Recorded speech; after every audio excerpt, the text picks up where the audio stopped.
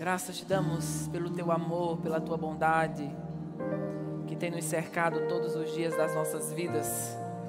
Estamos cercados com alegres cânticos de livramento. Você está aí com sua Bíblia, seu tablet, ou seja, o que represente sua Bíblia hoje. Levanta ela aí bem alto e diz: essa é a minha Bíblia. Eu sou o que ela diz que eu sou. Eu tenho o que ela diz que eu tenho. E eu posso fazer o que ela diz que eu posso fazer. Essa é a palavra de Deus, viva, eficaz, poderosa. Glória a Deus. A palavra de Deus, mesmo que tudo caia, a palavra de Deus vai estar de pé, vai estar funcionando por você. Amém? Você pode sentar. Glória a Deus. Que tempo maravilhoso estamos tendo. Você está sendo enriquecido, né, durante essa fase. Desde sexta-feira nós estamos tendo um tempo maravilhoso de instrução, de conserto, de alinhamento. E eu sei que nossas vidas não são mais as mesmas, né? Deus depositou sobre nós algo novo. E eu sei que nós vamos dar continuidade a tudo aquilo que Deus tem feito, né? Que mensagem poderosa nós tivemos com Perilo. E que a sua morada seja uma morada de paz. Amém? Glória a Deus. Abre comigo, né, lá em 1 Timóteo 5:8. Aleluia. Eu vou falar um pouco com você sobre fé e família. Amém? 1 Timóteo 5:8 diz assim: mas se alguém não tem cuidado dos seus, e principalmente dos da sua família, negou a fé, e é pior do que o infiel. Só pode baixar um pouco o meu retorno também, por favor. Lê mais uma vez para você. Mas se alguém não tem cuidado dos seus, e principalmente dos da sua família, negou a fé, e é pior do que o infiel. Sabe, esse texto mostra que os princípios espirituais, né, eles estão interligados a você ser bem-sucedido em uma vida na família. Se você for mal-sucedido na família, espiritualmente também coisas serão afetadas. E esse texto diz que aquele, né, que não honra os seus, e principalmente os da sua família, negou a fé, demonstrando que quando você está desalinhado a essa parte, automaticamente princípios espirituais também estarão sendo afetados. Como, por exemplo, a Bíblia fala, tanto no Antigo Testamento, em Êxodo 20, no versículo 12, e Paulo repete isso lá em Efésios 6:1, quando ele fala: filhos, obedeçam aos seus pais no Senhor, pois isso é justo. Honra teu pai e tua mãe. Este é o primeiro mandamento com promessa, para que tudo te corra bem e que tenhas longa vida sobre a terra. A Bíblia está falando novamente que a nossa longevidade, ou uma vida espiritual saudável, está interligada a termos uma consciência de que a família precisa ter algumas prioridades dentro de nós e dentro daquilo que nós estamos nos conduzindo. Eu me lembrei, né, de um testemunho de um pastor. Ele disse que ele teve um trombo na perna e aquele trombo, né, veio para o pulmão dele. Enfim, ele teve bastante consequências, né, no decorrer daquele processo. Ele disse que ficou mesmo à beira da morte, né, em cima da sua cama. E ele falou que naquela ocasião ele viu quando um anjo entrou dentro do quarto dele, e ele sabia que aquele anjo estava vindo para levar ele para o céu. Porque, como o Maneco citou ontem, aquela passagem do rico e Lázaro diz que os anjos do Senhor, né, anjos levaram o Lázaro para o seio de Abraão. Então, quando alguém morre, né, a maioria das vezes ele é escoltado para o céu. Ou escoltado para o céu ou escoltado para outro lugar. Mas é melhor ser escoltado para o céu. E aquele anjo, quando apareceu, né, e ele identificou que a hora dele tinha chegado, ele disse: ei, você não vai me levar, porque a Bíblia diz que aquele que honra pai e mãe tem longevidade sobre a terra. E eu honrei meu pai, honrei minha mãe, honrei os meus tios, honrei a minha família.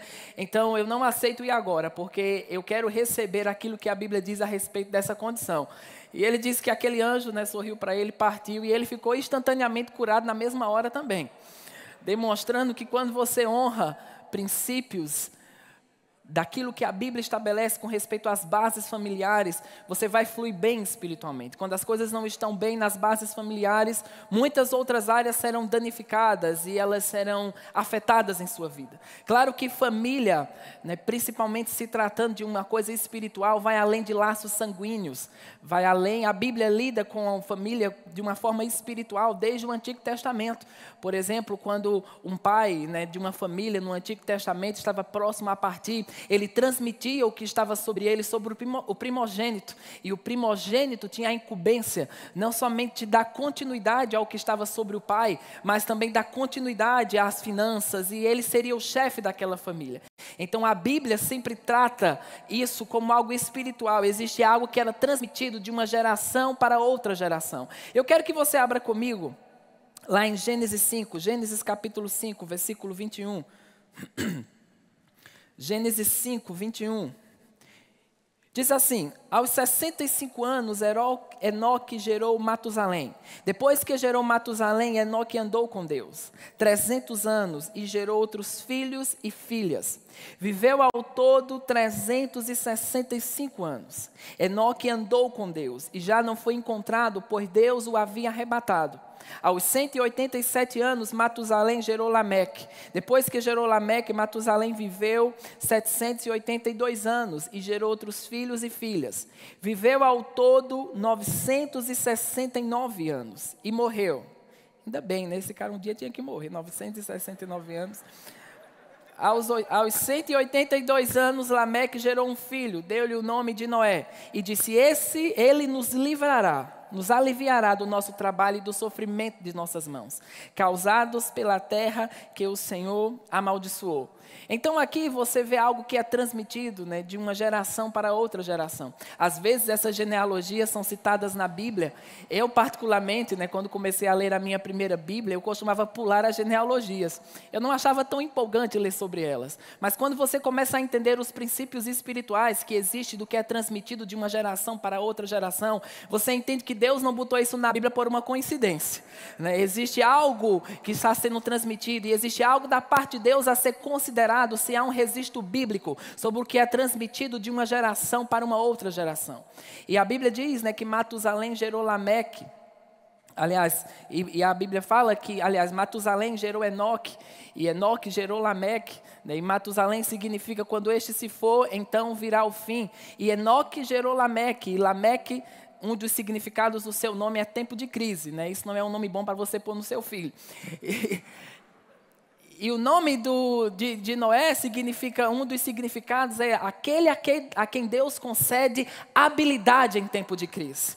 Então, sabe, quando você olha essa genealogia e você olha as histórias bíblicas, você percebe que Lameque foi um elo fraco dessa geração.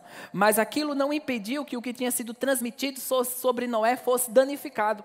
Porque, sabe, irmãos, não importa que tipo de genealogia você pertence naturalmente. O que divinamente foi confiado a você não pode ser quebrado por causa do que alguém fez no passado. E Deus confiou a Noé, né? Ele foi a voz do fim, ele foi a voz de um juízo que estava para cair sobre a terra. E ele e toda a sua família foram livres daquele juízo, simplesmente porque ficaram obedientes a Deus. Eu reconheço que estamos muito próximos a ter um juízo que está para cair sobre a terra. Um juízo chamado a grande tribulação. Mas eu sei que antes disso cair sobre a terra, nós seremos tirados dela. E da mesma forma que Noé e sua família foram livres daquele juízo divino, nós também seremos livres daquilo que está para se manifestar.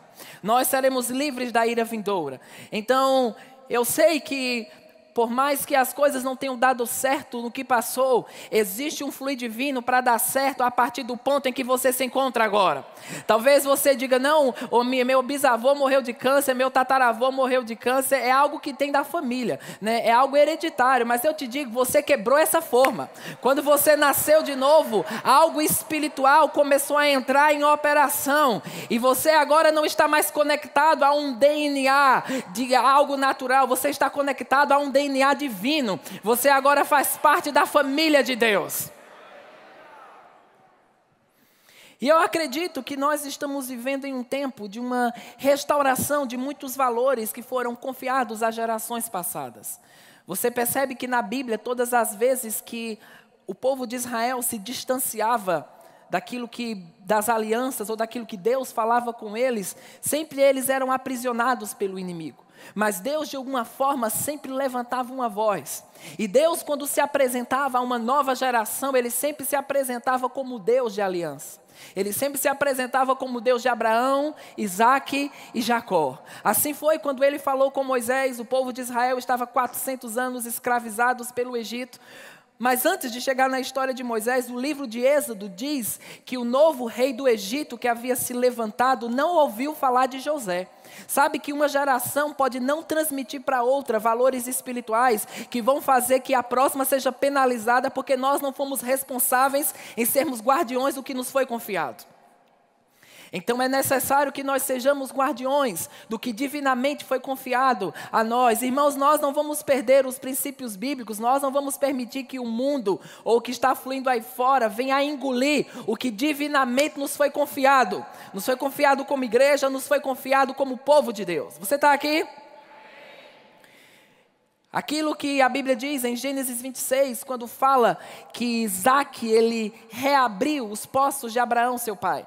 Diz que os poços de Abraão foram entulhados pelos filisteus, mas Isaque, uma nova geração, foi responsável para reabrir esses poços.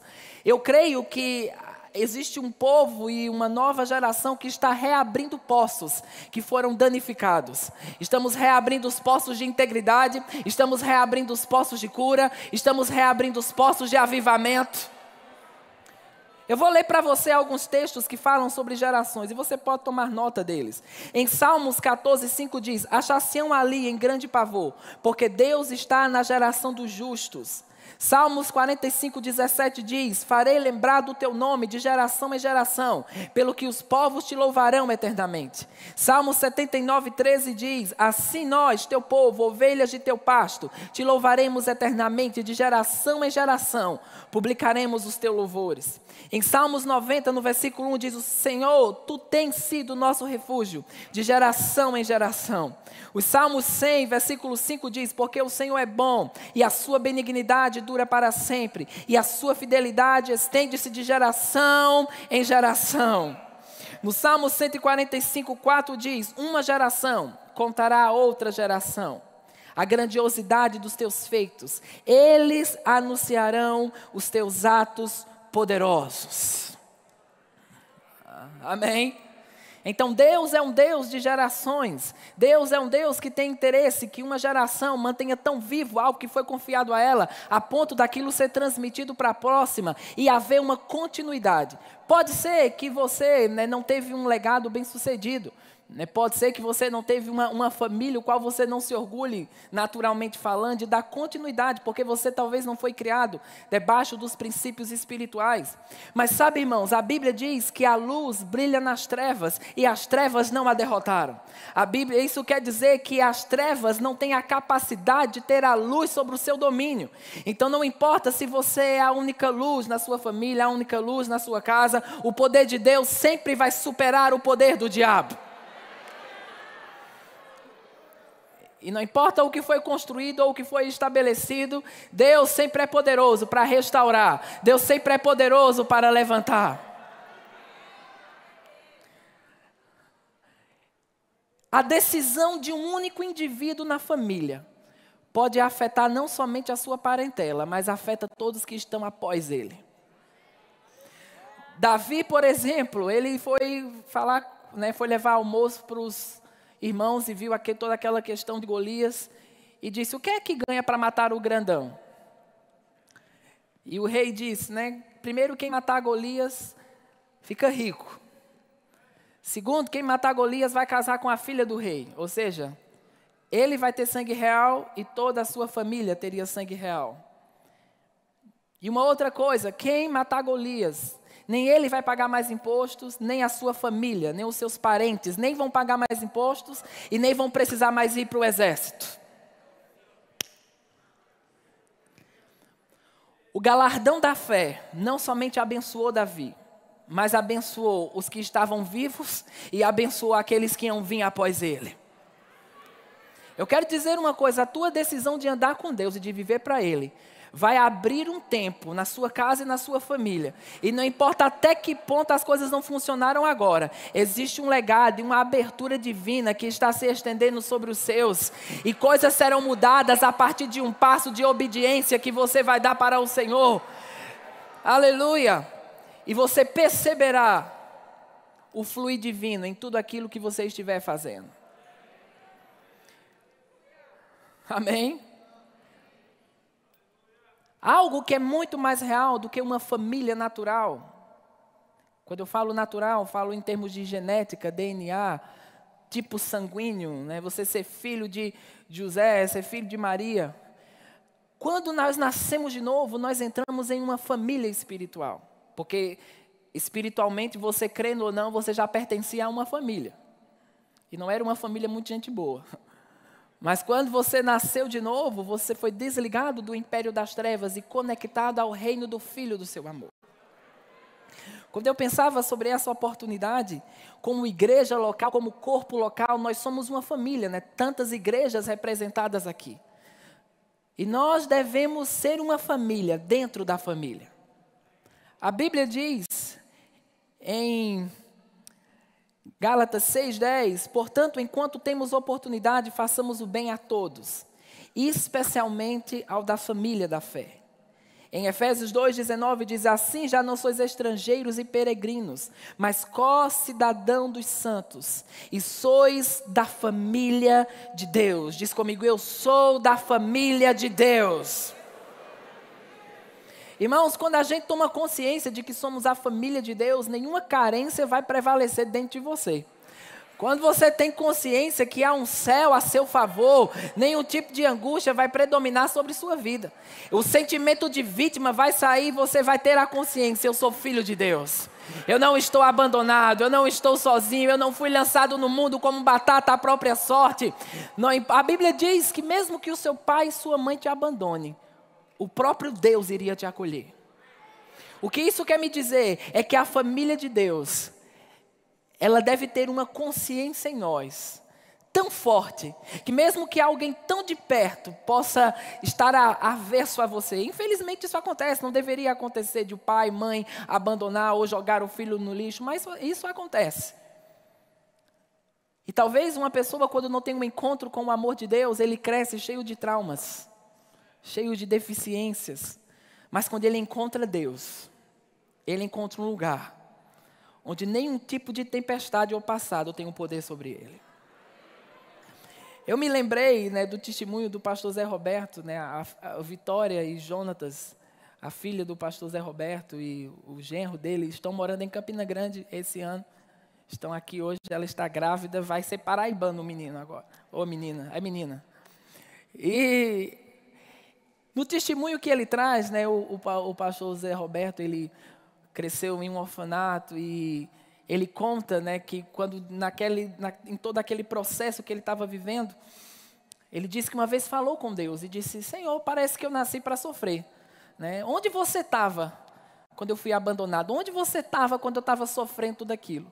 E ele disse que Deus falou com ele naquela ocasião e disse, você sabe aquela mulher que dava comida para você pela brecha do muro, porque ele disse que ele passava fome em algumas ocasiões, e ele disse, sabe aquela mulher que dava comida para você pela brecha do muro? Aquela mulher era eu. Você sabe aquela freira que cuidava de você no orfanato e não permitia que ninguém abusasse de você fisicamente? Aquilo também era eu. Então sabe de uma coisa, existe um cuidado sobre você, que talvez você não perceba. Mas você só chegou aqui porque tinha um poder maior que estava te livrando, que estava te guardando. Você não está aqui, irmãos, porque é sorte, não. Você não está aqui vivo, respirando, por acaso. Você está aqui porque há um poder maior que te guardou para um tempo como esse. Aleluia, há um Deus no céu que se importa com você. Talvez nos planos do diabo já era para você ter passado para o outro lado, mas a família de Deus chegou primeiro. A Bíblia diz que Deus é o pai dos órfãos e é o juiz das viúvas. Como Deus se torna o pai dos órfãos e o juiz das viúvas? Ele desce do céu, ele aparece para essas pessoas, Não, ele se torna o pai dos órfãos e o juiz das viúvas através de mim e através de você. Quando nós tomamos consciência da família de Deus e dessa extensão que nós somos, a gente vai ser alguém que vai proteger as brechas daqueles que estão ao nosso redor. A gente não somente vai olhar para o nosso próprio umbigo, para o nosso próprio prato, para o nosso próprio teto. A gente vai se compadecer com as muitas necessidades que às vezes estão ao nosso redor. E vamos nos tornar diligentes em assumirmos algumas responsabilidades. Amém? Eu declaro que vai começar a ser despertada uma sensibilidade no corpo de Cristo. A pessoa não vai contar, porque ela não vai precisar ser propaganda das necessidades dela. Mas, de repente, ela está sem o almoço do dia seguinte. E alguém que faz parte da família de Deus vai sonhar, vai ter um nome, vai ter um endereço. E, guiado por Deus, vai ser uma resposta para uma viúva.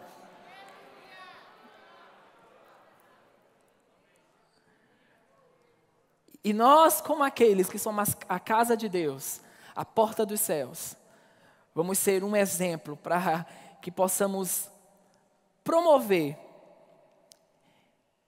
e sermos a resposta de Deus para a vida de outras pessoas. Pode ser que você cresceu com tantas lacunas. Eu cheguei no Verbo da Vida, né, com 13 anos de idade. Conheci a minha igreja. Eu ia para uma igreja perto da minha casa com 7 anos de idade. Eu só ia para lá porque eu achava a professora da escola dominical bonita, então eu ia. Foi um dos caminhos, né? E depois, com 13 anos, conheci a palavra da fé. E a minha família só podia me dar aquilo que foi dado a eles. E sabe, às vezes a gente quer culpar o pai ou a mãe, porque a gente não recebeu algumas coisas, mas eles só te deram o que talvez eles foram ensinados a dar. É como, por exemplo, uma pessoa, né, tem uma limitação física e você exigir que ela te dê um abraço. Não me dê um abraço. Mas existe uma limitação, talvez não tenha os movimentos nos braços. A mesma coisa é você exigir de alguém que tem uma deficiência porque foi ensinado que aquilo é o certo. E é por isso que quando alguém nasce de novo e ele chega em um corpo local, existem homens e mulheres ungidos, pessoas que vão preencher lacunas que uma família natural não preencheu. Que vão ser a voz de Deus em muitas orientações, que talvez para você, aquilo, você nunca ouviu um eu te amo, um Deus te abençoe. Né? Por exemplo, meu pai, ele dizia, cadê a benção? Né? E ele dizia, Deus te abençoe. Ele dizia, Deus te abençoe. Né? E eu tinha que entender que naquele Deus te abençoe tinha eu te amo, você é uma benção, você tem um grande potencial, você vai longe. Porque era só isso. Então cheguei na igreja com um monte de buraco, né, e lacuna. E eu lembro que Dinho e Mísia eram os líderes dos jovens lá em Caruaru. E divinamente Deus começou a me encaixar a pessoas e a conexões, que elas começaram a preencher lacunas. Trazeram as orientações. Como Bia, né, falou aqui na ministração dela, falando para os homens, né, ela dizendo que talvez no departamento infantil, por exemplo, para aquela criança, né, o homem que trabalha lá, seja a única ótica de Deus que ele tenha. Eu sei que a gente não pode terceirizar, né, a educação dos filhos para o departamento infantil, mas tem muitos que a única coisa de Deus que eles vão ver é lá. A única coisa de Deus que eles vão ver somos eu e você. E sabe, às vezes a gente fica tão carrancudo com besteira, enquanto existem tantas necessidades aí fora. Nós recebemos, né, todos os anos tantos alunos, inclusive eu vou dar... Irmãos, hoje é o último dia da escola de ministros. Hoje é o último dia da escola de missões. Temos o Rema, né? Eu quero frisar em específico essas duas escolas porque é hoje. Se você não fizer hoje, é prego batido, ponta virada. E você não pode perder essa oportunidade. Para de colocar para ano que vem o que Deus quer que você faça esse ano. Amém? Daqui a pouco eu tenho uma segunda parte. Aí tá certo. Mas a gente recebe tantos alunos que vêm de outras cidades, né? E eles sofrem, muitos deles nunca saíram de casa. Muitos deles nunca tiveram essa oportunidade de estar em outra cidade. Então, alguns chegam bem defasados, né? Nesse sentido da distância familiar. Eu lembro de uma aluna que a gente teve que ela chorava todo dia. A gente teve que chamar ela, né, para conversar no outro dia. E eu disse, minha filha, por que você chora tanto? Ela, a minha mãe, é meu pai, eu nunca fiquei distante deles. 30 anos, nunca tinha saído de casa. Eu disse, sabe o que vai acabar com essa sua saudade toda? Eu vou conectar você a um projeto. E na época a gente conectou ela ao projeto de Janaína, Deixar e Vir. Eu disse, você vai ter, essa carência de família vai ser preenchida porque você vai se tornar família para alguém. E quando você entender que tem necessidades bem piores, bem maiores que as suas, essa sua saudade vai acabar na hora. Meu amigo sanou, nunca mais vai ver minha menina rindo agora. Sabe, uma resenha de você parar de reclamar da vida é você se tornar uma bênção para a vida de outra pessoa. Em vez de você ficar esperando uma oportunidade, seja você a oportunidade. Seja você quem Deus vai usar como pai, como uma mãe, como um conselho. Irmãos, nós temos jovens, adolescentes, pessoas totalmente desprovidas, não tem uma orientação sobre vida sexual, não tem uma orientação sobre nada. Graças a Deus pelos departamentos e pelas pessoas ungidas, que estão sendo a voz de Deus para essas pessoas. Mas eu declaro, vai haver um despertamento em muitos aqui, para perceber as necessidades que estão ao seu redor. E em vez de você ficar procurando o chifre em cabeça de cavalo, vai haver tantas necessidades ao seu redor. E você sendo fiel a essas oportunidades, aquele que precisa te achar, vai te achar. Diz comigo, eu preciso ser família para alguém. Amém? E me veio, né, dentro dessa ocasião, quais são as pessoas que vieram de outras escolas, de outras cidades para fazer escola de ministros, missões ou rema. Você que está aqui, fica de pé. Glória a Deus. Quero que vocês venham aqui à frente, por favor.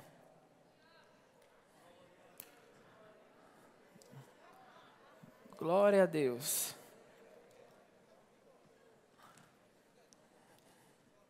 Aleluia.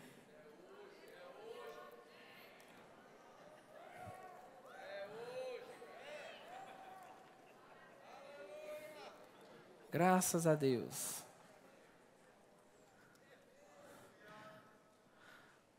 Podem se virar para lá por enquanto.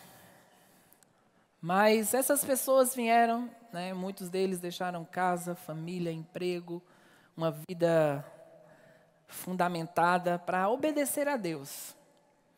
Eu mudei para Campina Grande em 2010 para fazer escola. E eu lembro como Gilson se tornou família para mim em muitas ocasiões. E aqui, né, temos todas as igrejas Verbo da Vida que estão representadas. E com certeza algum desses irmãos vai se encaixar em uma dessas famílias. Então, sabe, você não vai se comportar como alguém, um cachorro que está segurando o osso. Porque muitos deles têm potenciais. Cantam, são da mídia, pregam. E vai haver uma disposição em você de encaixá-los para que eles continuem desenvolvendo o que divinamente eles foram criados para fazer na terra. A gente tem que se livrar, irmãos, de toda a insegurança, porque nós somos uma família. E numa família ninguém está roubando o lugar de ninguém. Numa família ninguém está querendo... Uma família alinhada com os princípios bíblicos. Mas virem para mim. Só dá uma ré aí. Existe uma nova unção que vai ser ministrada a vocês para esse passo que Deus está te encaixando.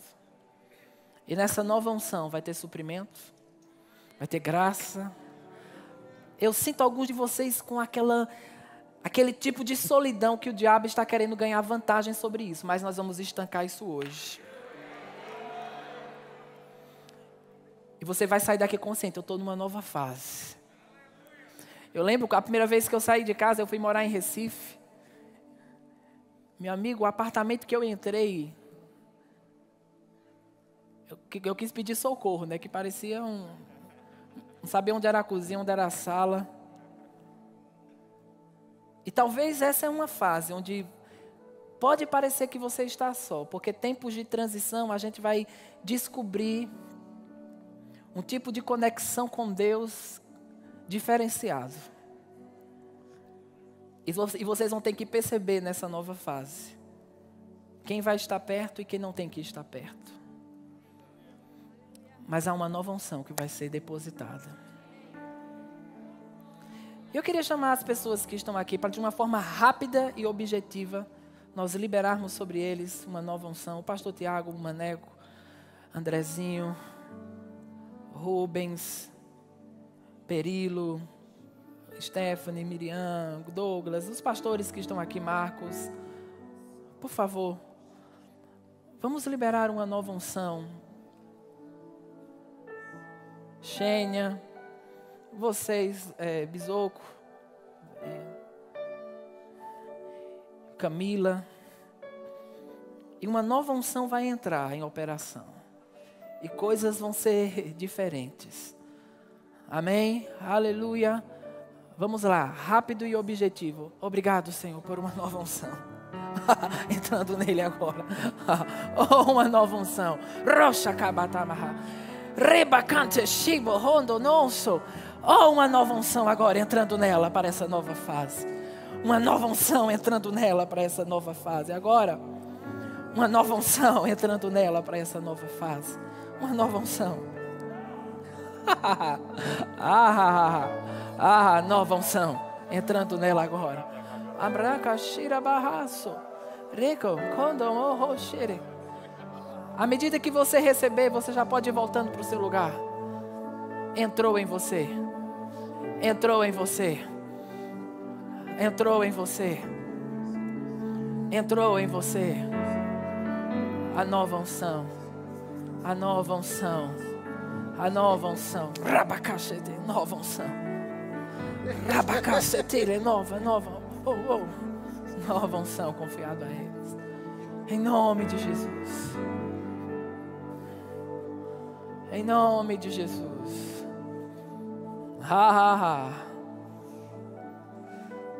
Faz assim,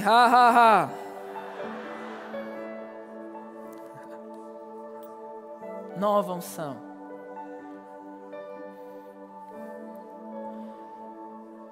Você se tornou a família deles agora. Porque a Bíblia diz que aquele que deixar pai, mãe, irmãos e irmãs receberá 100 vezes mais. Vocês não estão aqui obedecendo a Deus por qualquer coisa. Deus vai trazer conexões. Deus vai trazer suprimento. Deus vai trazer graça. Deus vai começar a prosperar. Deixa eu falar com vocês aqui. E vai ter um suprimento sobrenatural para essa fase que Deus está conectando vocês. Vai haver abundância, graça, transposições. Eu estou vendo duas mãos grandes. E é uma mão que vai sustentar a outra mão. Deus vai trazer uma nuvem de suprimento. E essa mão vai dar condição para que a outra mão opere. Aleluia. E eu sei que alguns falatórios inúteis têm sido soprados. E alguns porquês têm ganhado força. Mas vocês precisam calar isso. E ter a convicção, eu estou onde Deus me disse para estar. E nada é mais poderoso do que estar onde Deus nos falou para estar. Às vezes parece que a gente está perdendo, mas aí é que a gente está ganhando. Aleluia.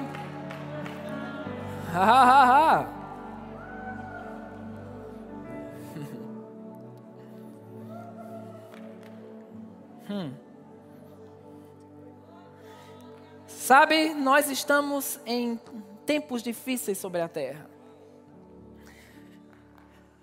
E as coisas talvez elas piorem. A Bíblia diz que as trevas cobrem a terra, mas sobre nós brilhará a glória do Senhor. Vai haver diferença entre quem serve a Deus e quem não serve a Deus. Não importa quantas famílias estão caindo, sendo corrompidas, invadidas por imoralidade, a bênção do Senhor será como um muro ao seu redor, onde nenhum mal pode penetrar. Eu me lembro do filho de um ministro, de um pastor amigo meu, e ele chegou numa fase bem complicada. E ele chegou na escola e uma pessoa foi oferecer droga para ele. E quando o cara foi oferecer a droga assim, ele disse que ia experimentar. E quando estendeu a mão, ficou duro assim, tremendo, sacudindo. E o cara que estava oferecendo se assustou com aquilo e correu. Ele disse, é como se um muro tivesse levantado na minha frente, na hora que eu ia aceitar a droga. E na hora o Espírito falou comigo, seus pais estão orando por você. Você pensa que você está solto na buraqueira e vai fazer o quê?